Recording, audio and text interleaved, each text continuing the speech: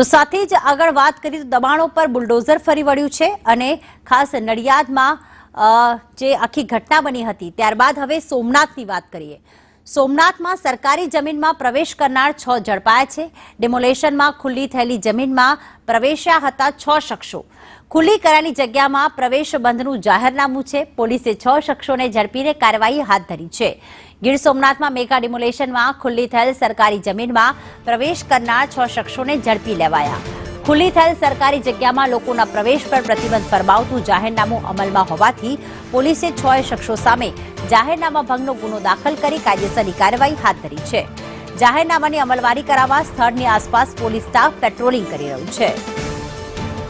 રાકેશ જોડાઈ ગયા છે। રાકેશ, વધુ શું વિગતો સામે આવી રહી છે આ જાહેરનામા અંગે? ચોક્કસથી જે સ્થળે ઉપર ધાર્મિક અનધિકૃત દબાણો હતા ને તે દબાણ હટાવવાની ઝુંબેશ ચાલી રહી હતી અને આ સ્થળ ઉપર સામાન્ય લોકોના પ્રતિબંધ ફરમાવતું જિલ્લા કલેક્ટરનું જાહેરનામું અમલમાં હોય અને આ દરમિયાન જે અમુક શખ્સો છે 6 જેટલા ઈસમો છે તે આ જગ્યા ઉપર ગયા હતા અને જાહેરનામાનો ભંગ કર્યો હતો। એટલે તાત્કાલિક કાયદો વ્યવસ્થાની પરિસ્થિતિને ધ્યાને લઈ આ તમામ શખ્સો વિરુદ્ધ જાહેરનામા ભંગ અંતર્ગત ગુનો દાખલ કરી કાયદેસરની કાર્યવાહી હાથ ધરવામાં આવી છે। પ્રીતિ, આભાર તમામ વિગતો માટે રાકેશ।